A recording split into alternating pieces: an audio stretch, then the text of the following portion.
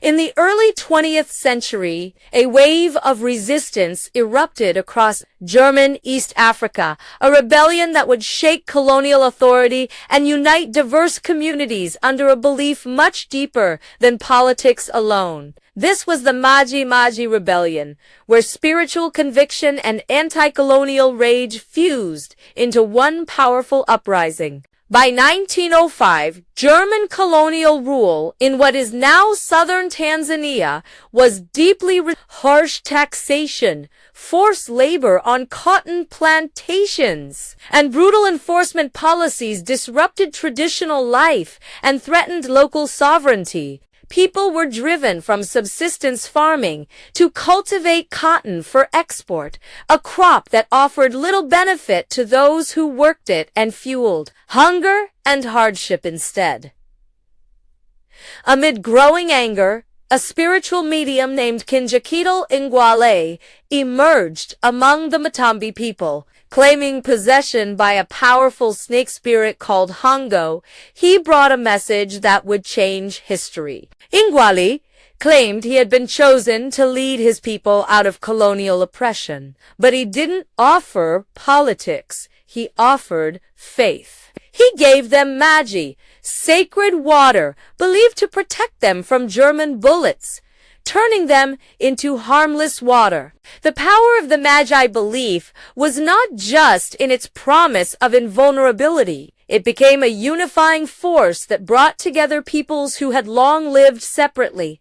Spirit mediums and messengers carried the prophecy far beyond a single community. In a world of colonial violence and despair, Maji offered something every group yearned for: hope, unity, and strength. In July 1905, the rebellion began. Matambi warriors destroyed colonial cotton farms and marched on German positions armed mostly with spears, bows, and confidence bestowed by Maji.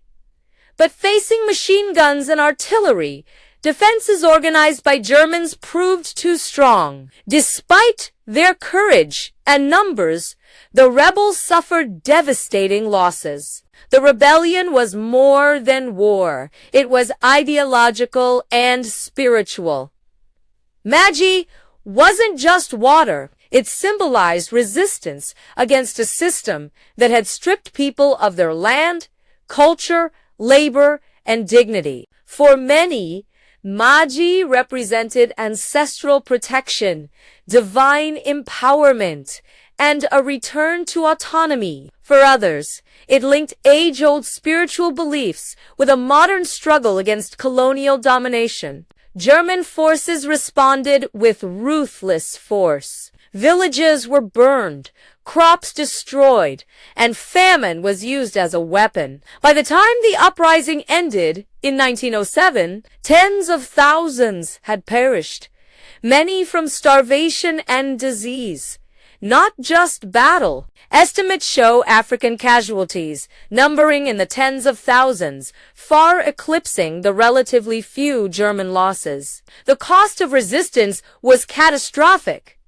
Though ultimately suppressed, the Maji Maji rebellion left a legacy that would shape future struggles for independence across Africa. In later generations, national leaders looked back at Maji Maji as a symbol of interethnic unity, shared identity, and courageous defiance against colonial oppression. The story of Maji Maji is more than magic, water, and battles. It is a story of spirit, solidarity, and the enduring human yearning for freedom. A rebellion that began with prophecy and ended with unimaginable sacrifice, yet remains forever etched in the history of Africa's fight against colonial rule.